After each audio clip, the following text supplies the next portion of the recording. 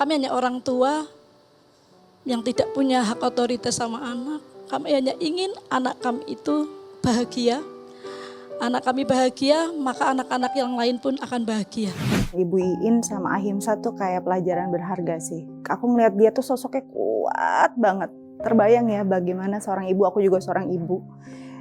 Gak tahu keadaan atau kondisi anaknya ketika lahir dan itu ngerasa dibohongin gitu ya. Tapi dia mau gak mau harusnya mengolah rasa tadi. Dan menjalani banyak banget kan kejadian Ahimsa dibully, Ahimsa harus benar-benar menerima kondisinya dan bahkan untuk struggle di sekolah.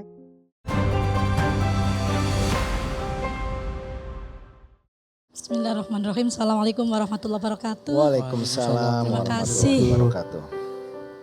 Hadir dari Kebumen jauh dan mimpi saya sebenarnya untuk anak kami. Ya, Kebetulan saya punya anak, satu saat ini senangnya foto.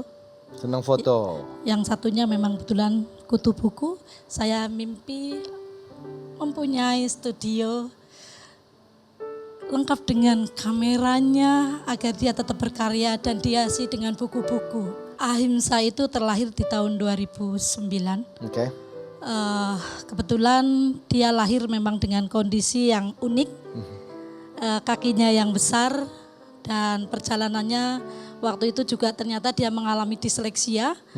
Dan saya tahu anak saya dengan kondisi berbeda ini 1 minggu setelah kelahiran, Mas. Jadi kondisi ini sudah dari lahir? Dari lahir. Oke. Kami ke beberapa rumah sakit untuk konsultasi haruskah kaki ini dioperasi. Apa jawabannya, Bu? Rata-rata waktu itu jawabnya ini hanya persoalan estetika karena dokter tidak tahu dalamnya daging itu cairan atau daging. Sehingga kalau dioperasi secepat atau sedini mungkin pun kemungkinan kakinya tetap akan membesar. Nah, pikiran saya waktu itu hanya satu, bisakah anak saya itu berjalan dengan sewajarnya? Oke. Bisakah anak saya bisa main bola bersama teman-temannya? Oke. Itu ternyata ketika anak kami di usia 2 tahun bisa berjalan dan mulai mengenal sosial, dolan gitu, bermain dengan teman, di saat itulah pembulian yang secara terus-terusan didapati Jadi oleh sejak Ahimsa. usia dini ya, Bu ya? Iya. Ahimsa di usia 5 tahun sebenarnya udah kepingin sekolah dan akhirnya di usia 6,5 tahun baru bisa masuk di TK. Waktu itu sampai 8 bulan dia sudah tidak mau berangkat lagi. Kami selidiki ke sana ternyata tidak ada yang mau berteman dengan dia dan dia mendapatkan waktu itu kekerasan. Itu akhirnya anak Itu padahal ini anak TK ya, Bu ya? iya, gagal sekolah TK. Begitupun ketika kami melanjutkan di SD-nya MI waktu itu, lagi-lagi juga seperti itu. Tidak dicoba bukan ke sekolah umum lah, ke sekolah khusus gitu misalnya, Bu? Dia takut. Saya bilang, oke, kalau kamu sudah tidak mau sekolah, Bapak sama ibumu hanya satu mintanya. Kamu harus belajar sampai kapanpun. Iya, tapi temani Ahimsa. Ibu bapak pasti akan menemani kamu selama kamu tetap semangat menjaga belajarmu. Kamu harus bisa belajar dan berkarya sampai kapanpun. Nah terus waktu itu Ahimsa, iya Ahimsa janji, Ahimsa mau belajar ibu. Tapi Ahimsa nggak mau sekolah. Di paket itu dapat ijazah, terus saya tanya, Dedek kamu mau sekolah enggak? Kan belajar bisa dimanapun, sama siapapun. Ingat nasihat Mbah, sekalipun dengan anjing, kamu bisa mengambil hikmah pelajaran di sana. Apalagi dengan manusia, saya bilang. Akhirnya Ahimsa untuk masuk SMP di sana. Karena di sana sekolahnya bisa dikatakan sekolah alam atau karya. Ahimsa usianya berapa sekarang? 15. 15 tahun. Waktu kecil dibully, terus teman-teman pada memberlakukan hal yang tidak seharusnya dilakukan. Ahimsa cerita ke orang tua? Jarang. Ahimsa pernah merasa kesepian nggak karena teman-teman tidak mau ngajak main atau ngobrol? Iya, biasanya kesepian. Nah waktu itu memang saya sama bapak di saat sudah tahu ini memang Saya ingin rumah kami itu menjadi tempat bermainnya teman-teman Ahimsa, tidak ada pembulian. Waktu itu kita mikir itu, karena setiap dia pergi memang pasti pulang-pulang itu entah nangis, entah kakinya itu menghitam karena diinjak-injak sama temennya itu. Akhirnya dia memang membawa temannya ke rumah. Jadi ya sudah, saya sama Bapak sebisa mungkin dia bawa teman, kita fasilitasi makan atau apa. Jadi sekarang di tempat ibu nih ada tempat bermain, tempat belajar. Mungkin ada hal yang membekas Bu, atau apa yang akhirnya mendorong ibu untuk membuat hal tersebut di rumah? Saya hanya berpikir sama Bapak, punya kami hanya orang tua yang tidak punya hak otoritas sama anak. Kami hanya ingin anak kami itu bahagia. Anak kami bahagia, maka anak-anak yang lain pun akan bahagia. Jadi tempat bermain, tempat belajar anak-anak siapapun itu tanpa pandang bulu. Tempat terkumpul yang mau menghargai perbedaan-perbedaan mungkin fisik atau kondisi anak-anak.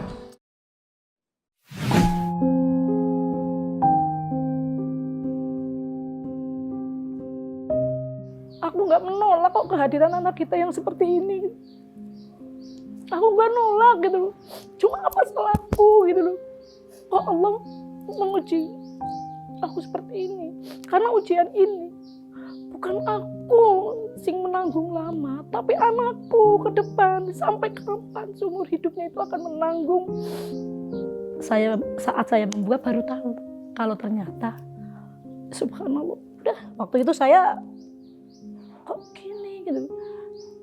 Ininya kan basah sarung kakinya kan waktu saya kan udah disitulah posisi saya yang subhanallah subhanallah subhanallah gitu aja dah. Saya nggak bisa bilang apa-apa dan saya pura-pura nggak tahu. Yang paling menurut aku paling gitu ya, ketika Ibu Iin datang ke sekolah, terus tanya siapa teman Ahimsa, gak ada satupun yang nunjuk tangan gitu loh. Itu kalau aku di posisi Ibu Iin, aku udah nggak tahu harus gimana sih, mungkin aku udah hancur banget. Tapi dia nggak marah, dia nggak nyerah.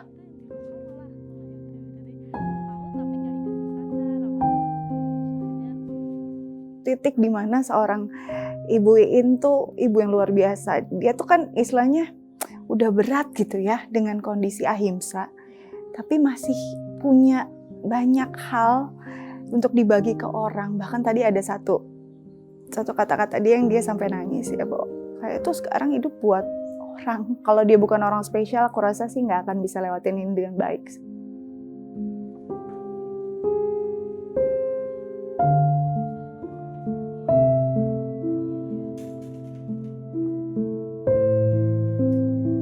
Ahimsa kan udah pintar fotografi, udah bantu juga banyak orang. Di mimpi jadi nyata kan satu mimpi besar Ibu kan punya studio foto. Harapannya Ibu kalau itu memang terkabul atau tercapai itu apa? Dia yang jelas akan semakin mengasah talentanya kalau memang itu talenta yang diberi sama Allah, udah itu. Kedua, kalau memang itu nanti menjadi dikabulkan gitu kan, mimpi itu ya bisa memberi manfaat juga untuk yang lain. Baik, kita berikan tepuk tangan sekali lagi untuk Ibu Iin dan juga Ahimsa. Itu kamu biasanya foto-foto di mana aja Ahimsa? Biasanya di alun-alun. Di alun-alun? Iya. Sehari bisa foto berapa orang Ahimsa? Gak mesti. Nggak mesti. Kira-kira aja deh. Biasanya 2 apa 3. 2 atau 3. Kamu pungut bayaran? Alhamdulillah, ada rezeki ya. Satu kali foto biasanya berapa? Yang jogging 10.000. 10.000. Pakai kamera siapa itu? Bapak. Pakai kamera Bapak. Iya. Bapak hobi foto juga? Enggak. Oh, kamu pinjem atau Bapak justru ngajarin foto atau gimana? Minjem. Minjem sama Bapak. Kamu belajar fotonya sama siapa? Sendiri. Kalau kita tahu fotonya ya udah lama gitu loh. Ya. Cuma kalau dia kok kepingin bahwa foto itu bisa jadi ekonomi mungkin gitu. Ya ini mungkin satu tahun berjalan ini. Ya mudah-mudahan itu jalannya dan dia juga suka tentang itu gitu ya. Emosi juga lebih terkendali ya Bu ya? Ya, Nggak jahil betul. lagi. Suka Nggak marah-marah jahil. nggak dia Bu? Nemen. Oh kelihatannya bye-bye ini suka marah-marah Jadi toh. kalau di rumah itu ada lemari umpamanya jumlahnya 5 umpamanya ya yang 3 atau 4 itu rusak semua Mas pintunya. Karena sering saya nasihati dia, Dedek kamu itu pergi kemana-mana pulang 1:30 malam. Dia Kemana senang. 1:30 malam? Kalau ada pengajian, sholawatan dia selalu pergi. Masya Untuk Allah. moto-moto. Nah saya bilang hati-hati bapak kadang gitu. Dek hati-hati nanti ada Gandarwo loh. Ah orang mungkin Gandarwo wedi lah. Saya bilang alah Gandarwo ya mesti wedi lah. Wong sikilmu nendang sepisan Gandarwone tekan neraka. Makanya pintu rusak kabeh. Jadi semua pintu. Tapi alhamdulillah berkah sekarang dia menemukan hobinya. Ini yang dia senengi tingkat kemarahannya itu Terkendali. sangat jauh Mas. Karena kami Alhamdulillah. sadar itu mungkin dampak dari ya dia disewi ya, didiskriminasi sama Ya. teman-teman. Ini yang hebat juga Ibu bikin rumah inklusi akhirnya. Boleh diceritakan Bu mengenai rumah inklusi ini siapa saja yang dirawat di sana, kegiatan sehari-hari Ibu di sana apa? Alhamdulillah sampai hari ini rumah inklusif kami mendampingi banyak keluarga, ratusan keluarga lebih ada. Alhamdulillah. Luar biasa ya. Dan saat ini ada yang dirawat tinggal sama Ibu di dalam, ada 2 ya. Ya, Yang satu tunanetra. putri tunanetra dengan apa namanya kondisi tunanetra, autis sama ADHD. Usia berapa Ibu? Saat ini 15 tahun. 12 tahun. Terus yang satu itu ibunya menjadi korban kekerasan dalam rumah tangga. Sementara putranya juga autis, ADHD, epilepsi. Luar biasa. Kita berikan tepuk tangan sekali untuk Ibu Iin. Kita beri kesempatan para juri ya untuk bertanya. Siapa di antara juri yang mau bertanya? Rizi silakan. Halo Bu Iin dan Ahimsa. Halo juga Anje. Mimpinya pengen punya studio Iya. foto. Nah kalau misalkan terwujud nih, Ahimsa pengen di mana sih bangunnya? Belum tahu. Oh belum tahu ya, berarti nanti ngobrol sama Mama ya. Iya, iya. Nah tadi kan Ahimsa sempat cerita ya bahwa buka jasa foto di alun-alun Kebumen berarti ya? Iya. Nah itu tuh pernah ada pengalaman yang kurang enak gak sih kalau misalkan nih ditegur sama orang karena hasil fotonya kurang memuaskan lah atau kurang sesuai dengan harapan mereka? Ada nggak? Pernah nggak? Belum. Oh belum pernah ya? Belum. Alhamdulillah berarti tandanya luar biasa hasil fotonya ya. Jadi penasaran juga kita difotoin ya. Habis ini kita minta Luar foto biasa. ya. Betul betul. Insya Allah luar biasa. Pokoknya Mak saya salut sekali buat Bu Iin dan Ahimsa. Jadi memang Bu Iin diciptakan agar ratusan orang itu memiliki malaikat yang tak bersayap yaitu Bu Iin. Tapi Bu Iin mesti ngelewatin itu dulu semuanya. Dan saya sangat tahu bagaimana sakit hatinya seorang ibu ketika anaknya gak punya teman. Itu sakit loh. Karena mungkin Bu Iin lebih kalau boleh memilih lebih baik saya aja deh yang menghadapi itu tapi jangan anak saya, betul kan? Satu ke Ahimsyah ya. Iya. Ahimsyah tahu nggak, anak saya yang bungsu, dia itu pejuang untuk kelainan pembuluh darah. Namanya hemangioma. Mike namanya. Dari umur 3 bulan dia udah melakukan operasi perbaikan di wajahnya. Karena pembuluh darahnya kayak anggur.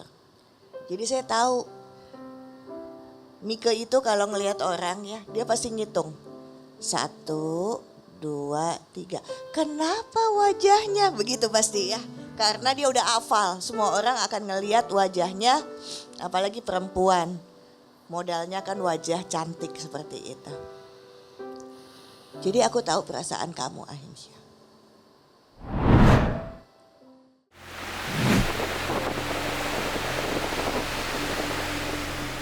Bapak saya menekuni mungkin lebih ke sayang ketika penyu itu harus dilestarikan, kenapa harus dibunuh.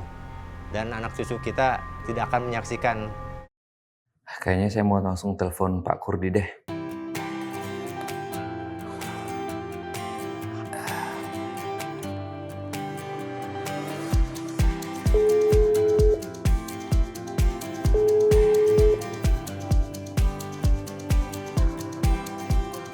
Halo Pak Kurdi, apa kabar Pak? Halo, alhamdulillah baik. Alhamdulillah ya Pak ya. Pak Kurdi, ini saya tadi habis nonton videonya Pak Kurdi nih tentang pelestarian penyu gitu ya. Kalau boleh tahu nih Pak Kurdi, kenapa sih Pak Kurdi akhirnya mau melestarikan penyu yang ada di sana Pak? Memangnya ada kondisinya seperti apa gitu? Ya, boleh. Mungkin yang pertama adalah sudah menjadi tugas saya ya. Jadi satu keluarga saya tuh diarahkan untuk selalu peduli terhadap hewan laut, terutama yaitu adalah penyu. Jadi kalau saya lebih ke generasi kedua yang melanjutkan orang tua saya almarhum, yang beliau adalah perintis pada waktu itu di Batu Hiu. Kalau selama perjalanan bertahun-tahun Pak Kurdi melestarikan penyu dan teman-teman yang ada di sana, kira-kira boleh tahu nggak sih Pak, kendala yang Pak Kurdi dan teman-teman hadapi ketika melestarikan penyu ini apa aja? Kalau kendala yang jelas banyak sekali. Karena yang namanya konservasi itu di kita masih belum begitu sempurna. Bahasanya ada konservasi tapi kegiatannya jarang. Kami itu kendalanya sangat terkendala sekali dengan apa yang kami melakukan di sini adalah dengan alat-alat atau perangkat yang bisa menunjang kami untuk berkelanjutan gitu maksudnya. Oke, Pak Kurdi, ini kan kalau saya lihat apa yang sudah Pak Kurdi dan teman-teman lakukan sangat luar biasa nih ya untuk konservasi penyu yang ada di Pangandaran terutama. Dan saya lihat ini hal baik, hal mulia yang harus terus dilanjutkan ke depannya. Karena kita ngomongin seputar ya alam kita harus dijaga. Kalau bukan kita yang menjagakan siapa lagi gitu Pak Kurdi ya. Nah, melihat hal baik ini, saya dan tim dari Mimpi Jadi Nyata dari Dai TV memutuskan ingin mengundang Pak Kurdi nih untuk datang ke Jakarta sebagai pejuang mimpi. Serius nih? Iya. Beneran ini? Iya betul Pak. Alhamdulillah. Kita akan mengundang Pak Kurdi untuk datang ke Jakarta ke panggung Mimpi Jadi Nyata untuk mencoba mewujudkan mimpi Pak Kurdi untuk konservasi penyu ini sendiri. Semoga harapannya di panggung Mimpi Jadi Nyata nanti mimpi Pak Kurdi dengan mimpi-mimpi mulianya itu bisa terwujud ya Pak ya. Senang nggak Pak? Amin. Alhamdulillah sangat berterima kasih saya Pak. Terima kasih sekali. Siap. Semoga ini menjadi langkah awal untuk Pak Kurdi dan teman-teman untuk lebih giat lagi melestarikan lingkungan dan juga konservasi penyu di Pangandaran ya Pak ya. Amin. Alhamdulillah, insya Allah kami laksanakan. Siap. Oke, terima kasih Pak Kurdi. Sampai jumpa di Jakarta ya. Nah pemirsa, penasaran nggak sih kenapa akhirnya Pak Kurdi ini terpilih menjadi pejuang mimpi di panggung Mimpi Jadi Nyata? Kita akan sama-sama saksikan kegiatan beliau dalam melestarikan atau konservasi penyu yang ada di Pangandaran dalam tayangan berikut ini.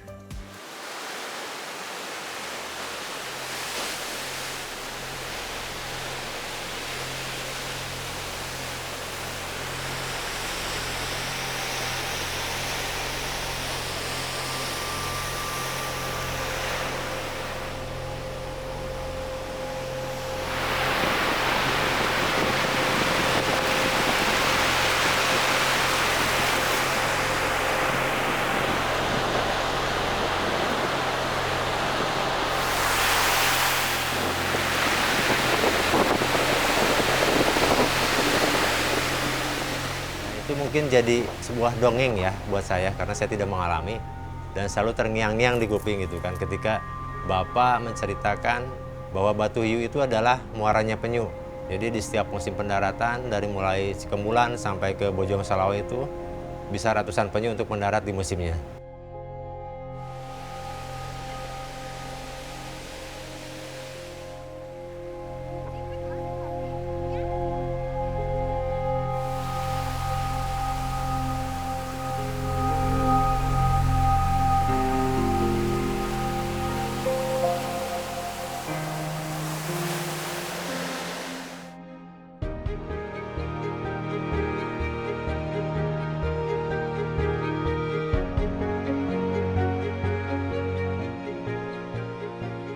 Penyu yang ada di sini ada dua jenis, hanya ada penyu hijau dan sisik. Penyu-penyu ini ada yang direhab karena sakit, adapun yang terkena jaring nelayan, adapun yang memang sengaja dibesarkan di sini satu. Karena mungkin kita berada di tempat wisata ya, jadi memang harus ada penyunya buat kita ngejelasin.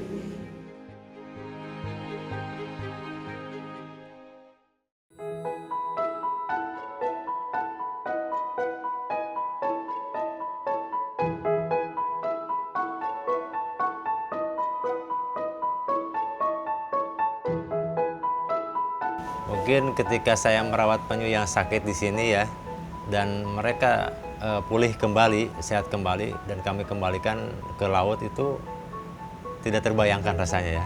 Seperti apa mereka tuh kayak yang udah putus harapan, terus kembali sehat gimana sih gitu kan, kembali lagi ke laut. Dan itu menjadi kebanggaan buat kami.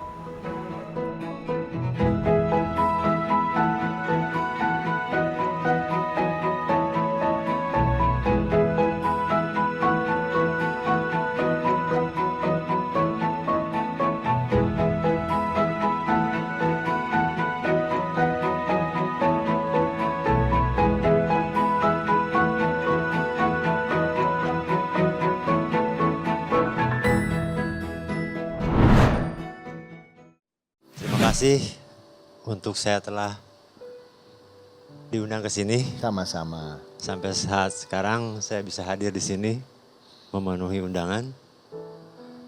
Yang ingin saya sampaikan saat ini adalah bagaimana cara kita untuk tetap melestarikan penyu agar supaya generasi itu tahu ada harapan besar di sana ketika anak-anak kita bisa menyaksikan bukan secara gambar tapi fisik dan secara keberlangsungan hidupnya. Terima kasih.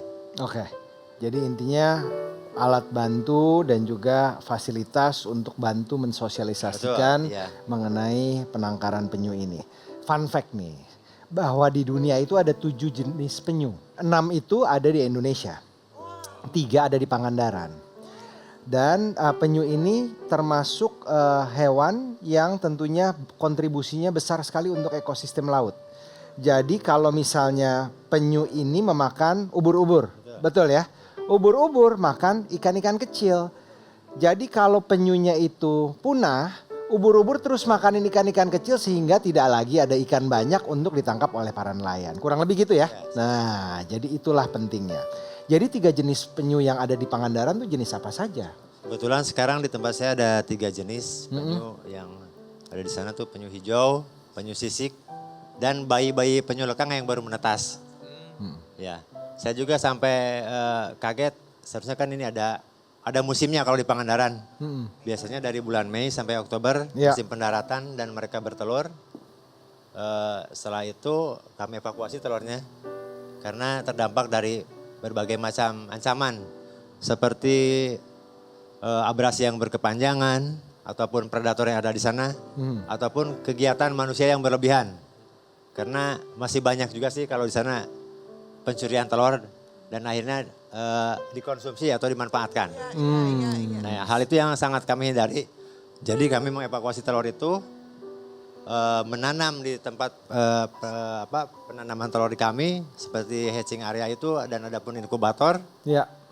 Mereka setelah menetas nanti dikembalikan lagi ke laut. Kembalikan lagi ke habitatnya. Iya. Jadi memang betul ya Pantai Batu Hiu ini tempat mendarat dan bertelurnya penyu. Jadi penyu itu kalau sudah berenang saat mau bertelur dia akan kembali ke asalnya lagi begitu Kang? Betul. Ya, kalau menurut sejarah mungkin dulu bapak saya mungkin ya sebagai perintis sudah berkegiatan dari sejak tahun 83. Sementara Batu Hiu itu dinyatakan muaranya penyu pada waktu itu. Jadi di setiap musimnya itu ratusan penyu mendarat dan bertelur seperti di Aribadasnya Costa Rica kalau sekarang ya, bermeksiko. Di sana tapi sayang masyarakat itu masih belum paham dan mengerti tentang apa yang harus dilindungi. Karena kebanyakan masyarakat pesisir itu semua tidak ada yang dilestarikan, semua milik mereka. Jadi sangat prihatin juga ketika pada waktu itu dari banyaknya penyu yang mendarat dan bertelur dimanfaatkan. Dijual telurnya, dimakan dagingnya, adapun yang menjual cangkang sebagai hiasan pada waktu itu. Dan di tahun 2003, waktu itu sebelum ada Pangandaran ya, masih Ciamis. Akhirnya ada pengakuan dari Kementerian Kelautan. Dan didirikanlah tempat penangkaran yang tepatnya di pinggir pantai di Batu Hiu dengan ukuran tidak besar juga. Disitulah kelompok masyarakat terbangun, mereka bersama-sama mendirikan tempat itu dan melestarikan penyu.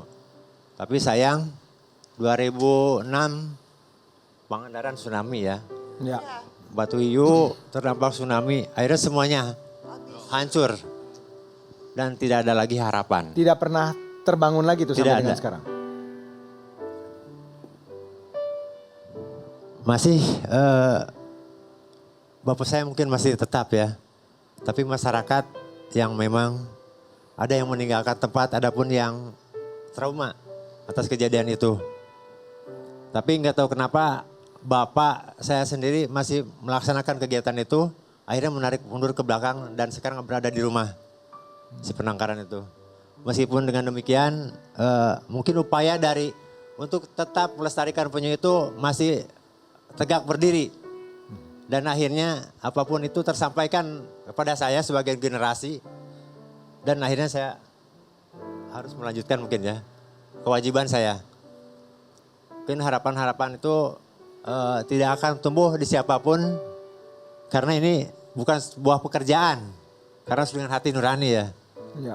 Tidak akan orang yang mampu ketika mengurus penyu apa sih? Ya. Apa sih didapat itu kan? Ini saya justru tertarik mendengar bagaimana perjuangan Bapak ketika warga atau masyarakat di Betul. sekitar pesisir ini justru mengolok-olok, menolak Ya. gitu. Sampai terus konsisten untuk memperjuangkan penangkaran ini mungkin bisa diceritakan sampai akhirnya terus diwujudkan dan sampai diteruskan lagi oleh Kang Kurdi. Nah dari situ mungkin kegiatan Bapak itu bukan hanya di satu tempat. Karena penyu itu ada ruaya ketika mereka bermigrasi ataupun mencari tempat yang lebih aman untuk bertelur. Jadi Bapak keliling ke beberapa Betul, tempat. ada beberapa tempat. Tapi Sosialisasi penangkaran. ya, saya itu tidak tahu secara langsung dari Bapak ya. Ya. Yang saya tahu ketika saya udah turun monitoring pantai dan ke beberapa tempat yang jauh dari sana, apa sih yang Bapak lakukan? Akhirnya saya ketemu dengan seseorang di sebuah warung pada waktu itu, nanya, mereka tidak tahu saya dari penyu gitu kan. Kang di sini masih ada penyunya enggak? Wah udah lama juga enggak ada, udah enggak pernah mendarat. Tapi kalau dulu ada katanya Bapak Didin tuh, ajengan Didin. Ustadz bilangnya kayak gitu kan kagak. Saya tidak paham kan. Kok jadi ustadz jadi ajengan gitu kan. Tapi ketika saya tanyain ngapain si ustadz itu di sini? Dia tuh sebelumnya ceramah dulu katanya mau ngumpulin orang. Lalu setelah itu ngomongin Baru penyu. sosialisasi. Iya, sosialisasi. penyu. Hebat ya. Nah, hal itu kan yang saya tidak tahu sama sekali karena kita terlalu banyak. Jadi setiap keliling Bapak nih jadi ustadz? Ada yang jadi ustadz di lain tempat jadi guru silat. Oh, Ada pun yang punya kesenian kan Bapak itu kan. iya. Selain guru silat ada lagi? Iya, kayak main kecapi kayak gitu. Luar biasa ya. Luar Kan biasa. hal-hal itu yang sama sekali tidak tergambarkan oleh saya. Ternyata memang Bapak terkenal. Akhirnya mereka pada tahu bahwa itu Bapak adalah seorang pelestari di Batu Hiu. Ya.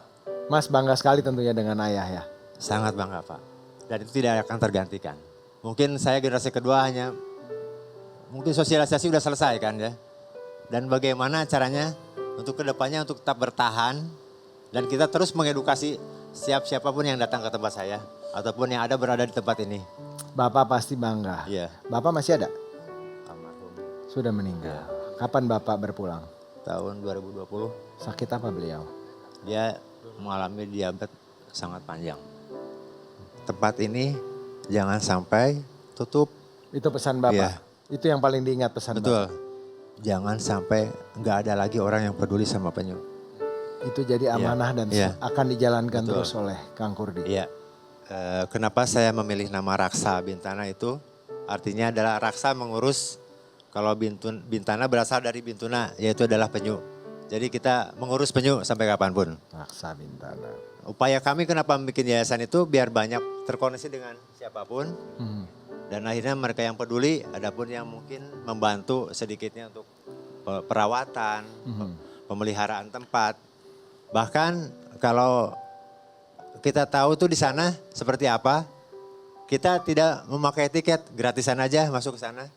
Hanya yang orang terketuk hatinya mengisi kota kecil, Itu entah seberapa Biaya Masya. operasional sehari-hari kumaha tuh Kang? Nah itu yang saya khawatirkan. Yang intinya kalau kita makan penyu juga makan. Iya. Jadi ya cukup berat. Cukup berat Ya, ya. sebetulnya. Tapi ini harus tetap jalan. Ya. Karena- Itu butuh air laut dong untuk penangkaran? Betul. Nah saat ini untuk air lautnya bagaimana? Kalau dulu kita memakai panggul ya. Heeh. Atau menyuruh orang kalau udah nggak kuat gitu kan. Kalau dulu sama bapak di panggul. Dan itu lumayan cukup untuk mengisi bak besar. Iya, Kita bergantian. Itu sangat, kalau ingat masa lalu prihatin banget. Tapi sekarang alhamdulillah suka kita tuh berjejaring karena manfaatnya itu adalah yang menyumbang mesin. Mesin sedot air gitu, hisap air yang bisa dimanfaatkan sama kami itu airnya tidak begitu membebankan. Di laut itu untuk urusan mesin dan elektronik itu tidak baik. Terdampak dengan korosi, uap laut. Dan itu tidak akan lama. Ya. Itu hanya ganti 1 tahun, 2 tahun udah harus ganti lagi. Jadi umurnya pendek-pendek Betul. ya? Oke. Tempat itu yang kami sering andalkan, di sana terdapat banyak 30 titik pendaratan. Sayang dibikin jalan. Ya Allah. Akhirnya hutan pantainya dihabiskan, mereka bikin jalan, dan di beberapa musim ke depan tidak ada.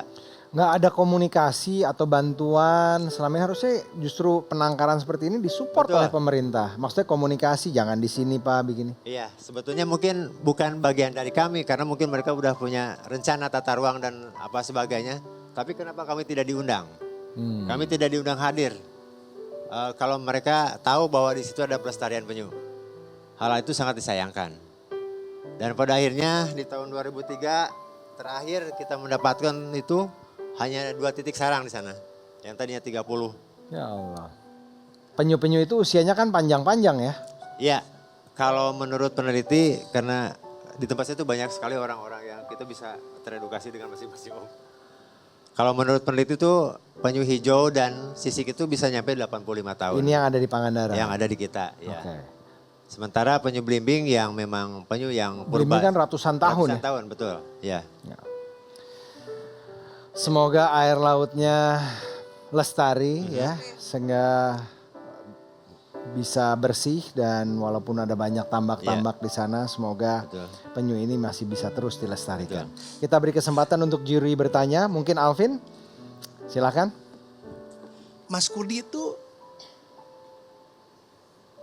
ingin mewujudkan keinginan orang tua, Betul. ya, tapi juga ingin melestarikan, membuat generasi berikutnya Iya. tidak akan pernah lupa dengan penyu. Iya. Jangan lupa Pangandaran punya cerita, Karanghiu punya cerita kan ya Mas? Iya. Di abad ke-11 ya, ada kerajaan Mataram dikejar ke sana, kemudian mereka menangkap hiu. Iya. Saking cintanya sama hiu, Iya. ya hiu itu mereka lepas lagi dan jadilah itu karang hiu. Jadi batu. Ya. Kita belajar banyak dari hewan yang namanya Iya. penyu, gitu loh. Buat pulang, aduh, saya mau nangis tadi dengarnya. Mereka ingat tempat waktu mereka pulang, tempatnya udah nggak sama, Iya. tapi mereka masih di situ. Bagaimana mereka nanti bertelur di sana? Ada yang keincak, ada yang apa, Betul. gitu loh. Karang-karang itu tempat mereka, aduh, bayangkan biota laut itu ada makin bagus dan karena mereka kan Iya. sebetulnya. Jadi makasih ya Mas, udah mau berjuang Sama-sama. melanjutkan orang tua gitu loh pesannya. Menariknya adalah kalau tak kenal maka tak sayang. Iya.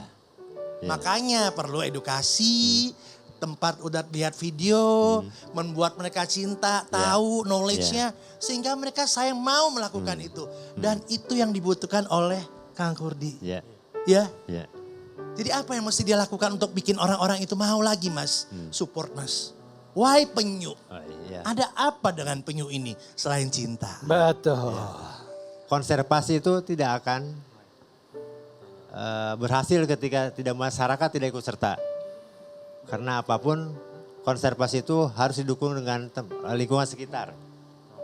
Makanya salah satunya saya di tahun 2003 awalnya membentuk kelompok masyarakat yang untuk di tempat yang tadi dibikin jalan untuk menyemai biji-bijian tumbuh-tumbuhan pantai, vegetasi pantai. Nah itu salah satu bentuk mungkin saya yang diharapkan untuk masyarakat ikut serta dalam kegiatan saya sebagai pelestarian penyu. Karena di sana kan banyak terdapat titik-titik pendaratan. Bukan hanya untuk penyu mungkin, tapi menjadi perlindungan buat lingkungan mereka sendiri.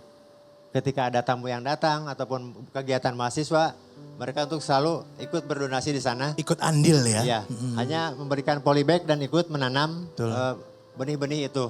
Biar cepat tumbuh dan menggantikan yang sudah rentak. Kami hanya bertiga, ada ibu, ada pun bibi yang punten tidak bisa bicara ya. Iya, iya. Iya, dan saya mungkin ya, Luar yang di biasa. garis depan. Dan tugas itu masing-masing. Kang, pada saat kebentur nih, ya pernah ngomong nggak sama Bapak? Pernah Betul, ngomong itu yang, nggak yang dengan selalu Bapak? kami panggil. Karena kami tidak akan tahu tanpa itu. Beliaulah yang mengawali. Beliaulah yang menjadi perintis di Batu Hiu. Kenapa kita tidak bisa menghargai? Tuhan melihat itu semuanya.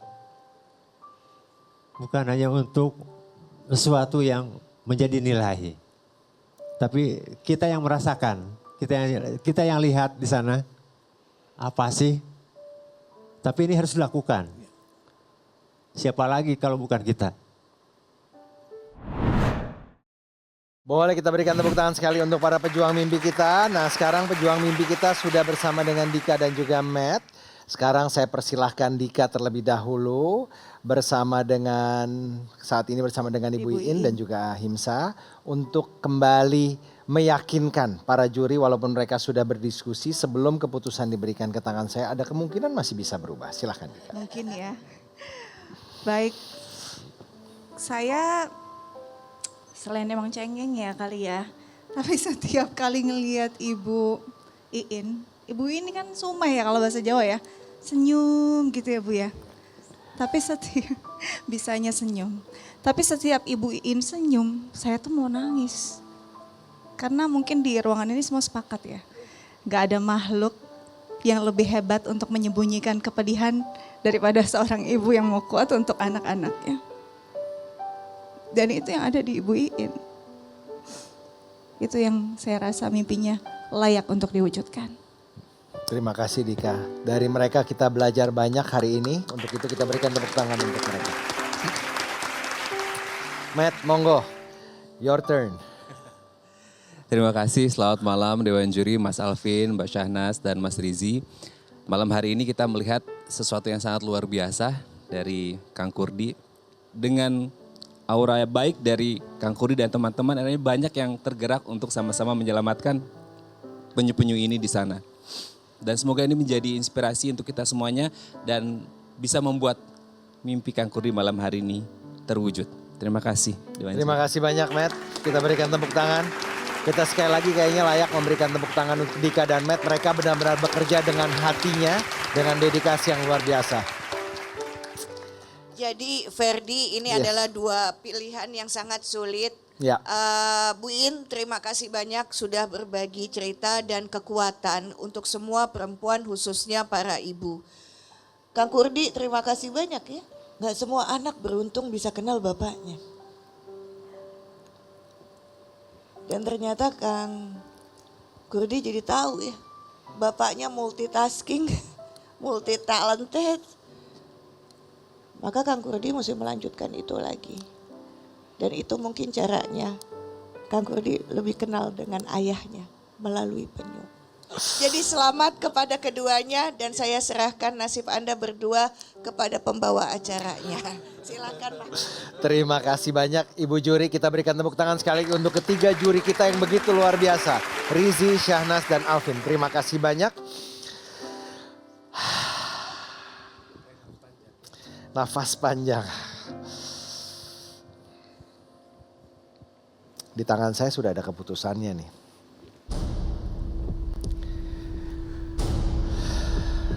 Seperti yang disampaikan oleh para juri, memang harus hanya ada satu. Harapannya kita semua memilih keduanya ya. Tapi itulah dia mimpi jadi nyata. Hanya ada satu pemenang yang mendapatkan mimpinya untuk dibawa pulang.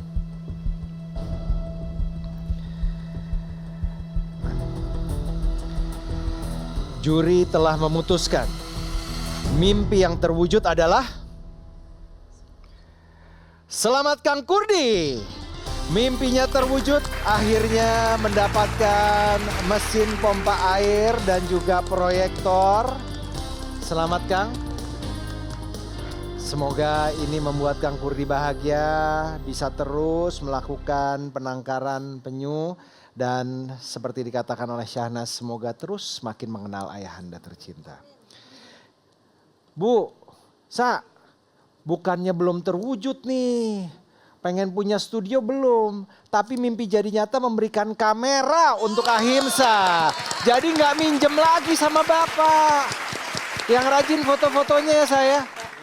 Tuh, peluk dulu dong ibunya. Nah, nanti dibikinin foto ibu bapak sama kakak juga. Boleh kita berikan tepuk tangan untuk kebahagiaan di panggung Mimpi Jadi Nyata di kesempatan kali ini. Terima kasih juga Matt, terima kasih banyak Dika, terima kasih para juri, terima kasih penonton yang sudah hadir. Dan terima kasih juga kepada Inti Sumber Baja Sakti dan juga Samudra Marine Indonesia yang terus mendukung Mimpi Jadi Nyata. Boleh kita berikan tepuk tangan untuk mereka.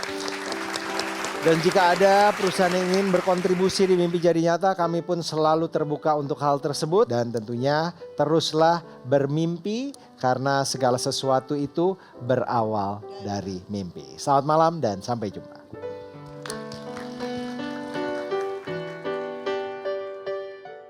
Acara ini dipersembahkan oleh